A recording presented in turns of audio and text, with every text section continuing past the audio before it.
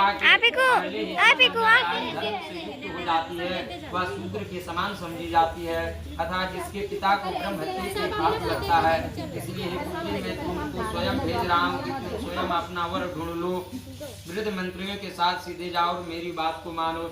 इसे कहते वैसा ही होगा। ऐसा कहकर सावित्री घर से निकलकर राज ऋषियों के साथ समय सतवर में चली गई। ऐसा कहकर वह पहुंचकर मंत्री वृद्धजनों को प्रणाम कर तीर्थों और आश्रमों में जाकर पुनः मंत्रियों के साथ सावित्री अपने गृह पर लौट आई और माता के देवर्षि नारद को बैठे हुए देखे।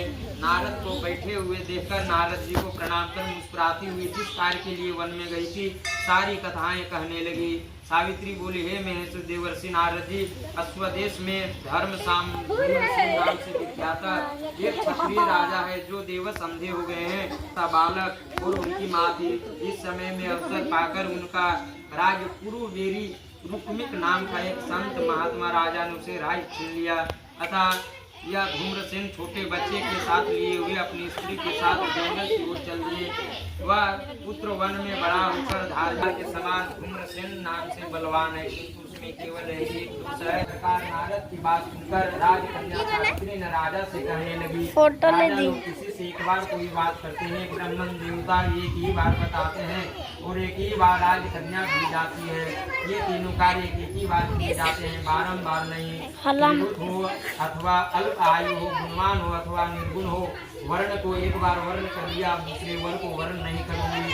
पहले मन में निश्चय करके बाद में उसे वाणी द्वारा प्रकट किए जाते हैं, पुनः इसके बाद कर्म द्वारा किया जाता है, जिससे प्रत्येक कार्य को मन से प्रणाम माना जाता है अथवा मन के विरुद्ध कार्य नहीं करना चाहिए।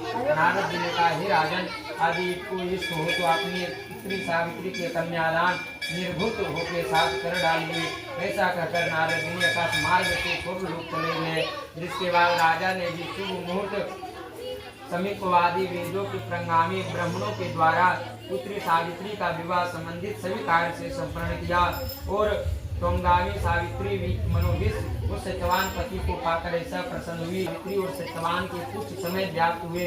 उस समय केवल यही एक भय सावित्री को ऐसी लगी थी जिसकी चिता में रात दिन नारद की बात कही हुई थी, जिसके बाद बनी हुई थी। जिसके बाद बहुत दिन बीत जाने पर मरण काल आ गया जिसमें सत्यवान को मरना था तथा सावित्री नारद की कही हुई मरण की तिथि हृदय में गिनती हुई।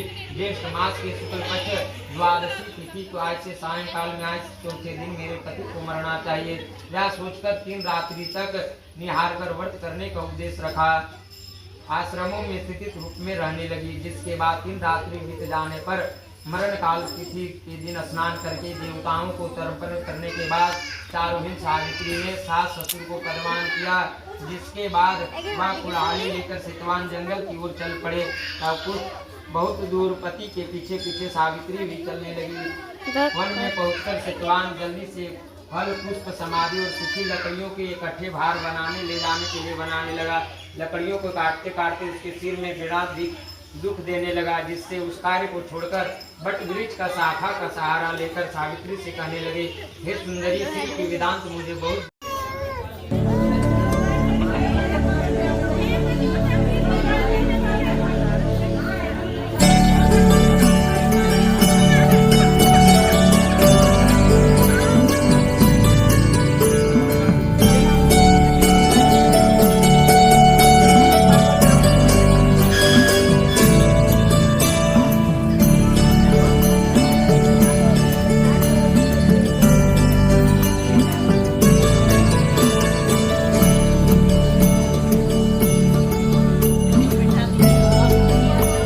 पाए में सुख